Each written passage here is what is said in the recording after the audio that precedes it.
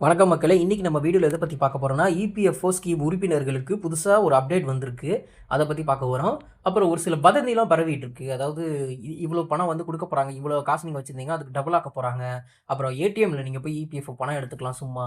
இந்த மாரி வதந்திலாம் பரவிட்டு இருக்கு. அந்த வதந்திலாம் உண்மையா, பொய்யாங்கிறதையும் நம்ம இந்த வீடியோல பார்க்க போறோம். அதுக்கு முன்னாடி நம்ம சேனல் இப்ப தான் ஃபர்ஸ்ட் டைம் பார்க்குறீங்கன்னா, நம்ம வீடியோவ லைக் பண்ணிட்டு நம்ம சேனலையும் மறக்காம சப்ஸ்கிரைப் பண்ணிருங்க.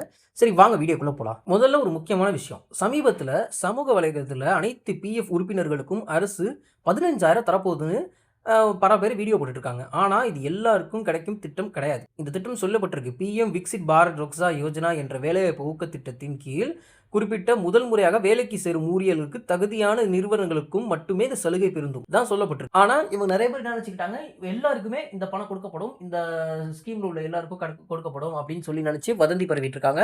இந்த ஸ்கீம் இருந்தாலும் அது வந்து ஒரு சில பேருக்கு மட்டும் தான் கொடுக்கப்படும். ஸோ, அதனால நீங்க உங்களுக்கு வரும்ன்று எதிர்பார்க்காதீங்க. இது முதல்ல வேலைக்கு சேர்றவங்களுக்கு ஒரு சில தகுதியான நிறுவனங்களுக்கு மட்டும் தான் இந்த சலுகை வந்து பொருந்தும். அடுத்து இன்னொரு பெரிய அப்டேட் என்னன்னா, இபிஎஃப்ஓவில் உமாங் ஆப் மூலம் முக அடையாள சரிபார்ப்பை செய்து யுஎன்ஏ உருவாக்கவும் ஆக்டிவேட் செய்யும் வசதி இப்போ வந்திருக்கு. அது உங்களுக்கு யூஸ்ஃபுல்லா இருந்தா நீங்க யூஸ் பண்ணீங்க. Umang app use. இப்போ இன்னொரு முக்கியமான வதந்தி என்னன்னா, பிஎஃப் பணத்தை எப்போது வேண்டுமானாலும் ஏடிஎம் அது எடுக்கலாம்னு நெறைய பேர் சொல்லிட்டு வராங்க. ஆனா, தற்போதைக்கு முழுமையாக அப்படியாக ஒரு வசதி இன்னும் கொண்டு வரல. இபிஎஃப் டிஜிட்டல் சேவைகளை கொஞ்சம் கொஞ்சமா கொண்டு வராங்களே தவிர, இந்த மாரி பிஎஃப் பணத்தை எடுப்பது எளிதாக மாற்றங்கள் பற்றி தகவல் வந்திருந்தாலும், இந்த மாரி பணத்தை நீங்க ஏடிஎம் மூலியமா வசதியா எடுக்கிறதுக்கு இன்னும் எந்த நடைமுறையும் எடுக்கப்படல. அடுத்து ஃபார்ம் 15G மற்றும் ஃபார்ம் 15H குறித்து ஒரு பெரிய மாற்றம் வந்துள்ளது.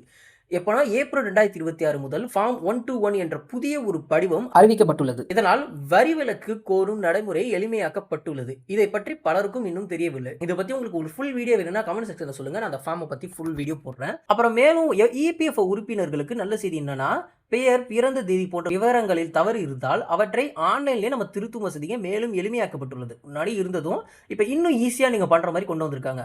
ஆதார் இணைக்கப்பட்ட யுஎன்ஏ வைத்திருப்பவர்களுக்கு பல திருத்தங்களை நேரடியாக ஆன்லைன்லேயே செய்ய முடிகிறது. நல்லா நீங்கள் அப்பதான் கவர்மெண்ட் அஃபிஷியல்ஸ் இல்லைனா இந்த மாதிரி இந்த சிசி நெட் சென்டருக்கு போய் அவங்க கிட்ட கேட்டு அவங்க இது பண்ணி தான் கொடுக்குற மாதிரி இருக்கும். அந்த அளவுக்கு ஏன்னா நமக்கு அது செய்ய வராது. இப்போ நம்மளே கொஞ்சம் வீடியோஸ்லாம் பார்த்து நம்மளே செய்கிற அளவுக்கு ரொம்ப எளிமையாக கொண்டு வந்திருக்காங்க. அப்புறம் இன்னொரு ஒரு முக்கியமான விஷயம் என்னன்னா, பிஎஃப்ஐ மூலம் சில பேர் வந்து பிஎஃப்ஐ முழுவதும் எடுத்துவிட்டு வேலை மாறிடுறாங்க. ஆனால் இபிஎஸ் சேவை வரலாற்றை சரியாக மாற்றவில்லை என்றால் எதிர்கால பென்ஷன்ல வந்து பாதிப்பு ஏற்படும்னு நிபுணர்கள் எச்சரித்து சொல்லியிருக்காங்க. இவங்க ஒரு அனௌன்ஸ்மெண்ட்டே பண்ணியிருக்காங்க. அதனால பிஎஃப் மட்டும் இல்லை, பென்ஷன் பதிவுகளையும் கவனிக்க வேண்டும். நீங்கள் வேலை மாறினாலும் இது மாறினாலும் அதெல்லாம் கரெக்டாக அதுக்கேற்ற மாதிரி அதில் வந்து நீங்கள் அப்டேட் பண்ணுறது உங்களுக்கு நல்லது. சுருக்கமாக சொல்லணும்னா, தற்போது இபிஎஃப்ல டிஜிட்டல் சேவைகள் வேகமாக விரிவடைகின்றன.